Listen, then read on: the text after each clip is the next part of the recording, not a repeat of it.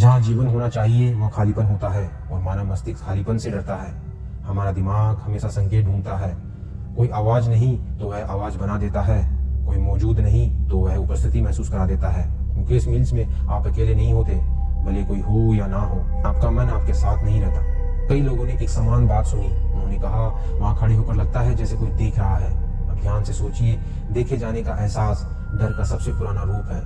जब इंसान को लगता है कि वह निरीक्षण में है तो उसका दिमाग खतरे की स्थिति में चला जाता है। और मुकेश मिल्स लगातार यही एहसास देती है। यहीं से कहानी बदलती है। शायद वही आत्मा ही नहीं, शायद वहाँ आत्मा ही नहीं, लेकिन ऊर्जा है, रुकी हुई, अधूरी, एक जगह जहाँ अचानक जीवन रुक गया।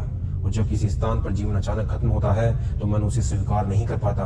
वह कारण खोजता है, कहानी बनाता है, भूत बना देता है। अगर आप वहाँ होते और शाम की हवा टूटी खिड़कियों से गुजरती, लोहे के ढांचे हल्के हल्के हिलते, दूर से समुद्र की आवाज आती, तो क्या आप शांत रहते या बिना वजह दिल तेज धड़कने लगता? डर हमेशा खतरे से नहीं आता, कभी कभी डर अर्थहीनता से आता है।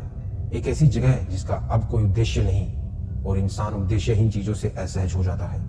कुछ लोगों ने बताया कैमरे अचानक बंद हो जाते थे, रिकॉर्डिंग्स में अजीब आवाजें आती थी। लेकिन सोचिए, क्या तकनीकी खराबी को हम रहस्य बना देते हैं या हम पहले से डरते हैं, इसलिए हर संयोग को संकेत समझ लेते हैं, और यही मन और वास्तविकता की सीमा धुंधली हो जाती है।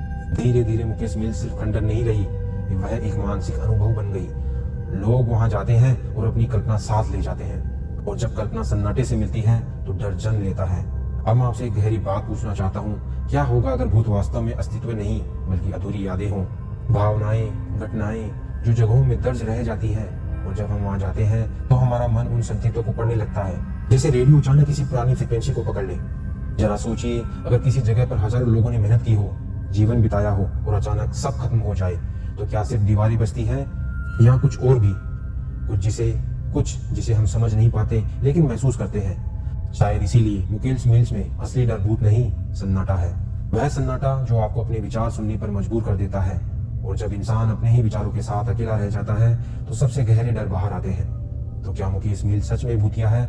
मैं नहीं कह सकता, लेकिन एक बात तय है, वहां खड़े होकर आपको लगेगा कि जगह आपको देख रही है, और शायद वह जगह नहीं देख रही होती, आप पहली बार खुद को देख रहे होते हैं। क्योंकि कुछ स्थान डरावने नहीं होते, वे सिर्फ आईना होते हैं, जहाँ इतिहास, सन्नाटा और आपका मन एक साथ खड़े हो जाते हैं। और तब सवाल पैदा होता है, डर बाहर है या मेरे अंदर? शायद इसी सवाल का जवाब खोजते खोजते हम पहुंच जाते हैं उन कहानियों तक जो पूरी तरह सुलझती नहीं, बस रह जाती है कुछ सुलझे।